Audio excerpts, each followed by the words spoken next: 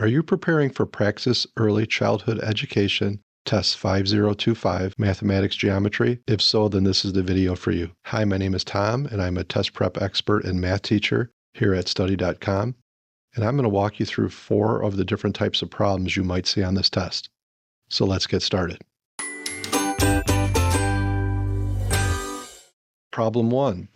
As the weather is getting nicer, several teachers decided to put together an outside study area for their students.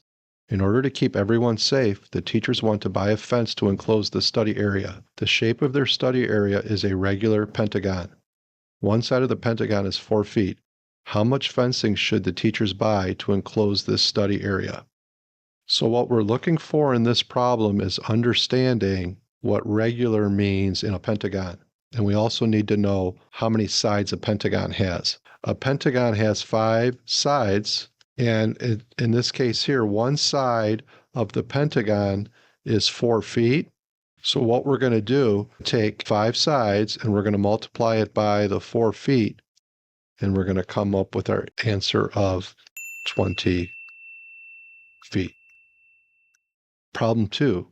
What is the height of a triangle whose area is 18 square centimeters and base is 9 centimeters? In this case here, what we want to do is we want to use the formula for the area of a triangle. So the area of a triangle is equal to base times height divided by 2. In the problem here, we're given that the area is 18 square centimeters and we're given that the base is 9 centimeters. So I'm working backwards from the formula to get the height. So what I'm going to do is I'm going to take the 18 and I'm going to plug it in for the area. I'm going to take the base of 9 and I'm going to plug it in for b, and I would get this. So now I have to solve for the variable h, the height. What I'm going to do here is I'm going to multiply both sides by 2. So if I multiply both sides by 2, I'm going to get 9h is equal to 18 times 2, which is 36, and you will have access to the calculator on the Praxis test. Then I'm going to solve for h, so we're going to divide both sides by 9, and then we would get h equals 4, so our answer would be 4 centimeters. Problem 3. Your classroom is square in shape and 400 square feet in area. You use tape on the floor to denote specialized learning centers for each learning activity you want your students to experience. Each square making up a specialized learning square needs to be 5 feet by 5 feet. How many specialized learning squares can you create in your classroom? The specialized learning centers are squares and the classroom is a square. So what we want to do is we want to figure out how many of these specialized learning squares would fit into the entire classroom. So the first thing we need to do is calculate the area of the specialized learning square. So we're going to take 5 times 5 because the area of a square is just the sides multiplied together, and we would get 25 square feet. So now what we want to do is we want to figure out how many times 25 goes into 400. So if we take 25 and we divide that into 400, again, you will have access to an online calculator to do this calculation. So 400 divided by 25 equals 16. We can fit 16 specialized learning squares in the classroom.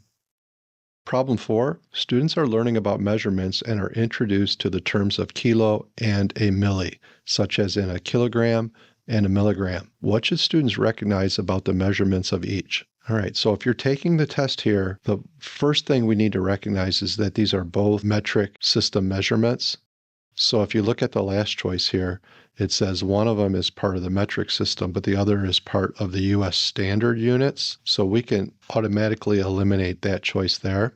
What we want to recognize is that a kilo is 1,000 of something, and milli is 1/1000th of a measurement. So this first choice here is incorrect because they refer to milli as a million of something, so that would be wrong.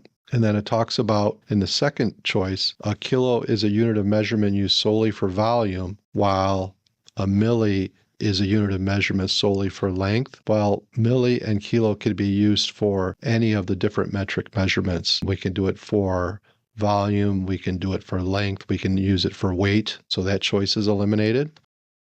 So the correct answer here would be the third choice. A kilo refers to 1,000 of something, which we talked about, and milli refers to a thousandth of something, or 1/1000.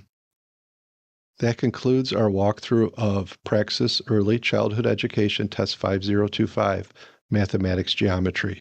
If you found this video helpful, please like and subscribe. And also, if you go to study.com, you can find other helpful videos with practice questions and personalized study plans. Thanks for watching.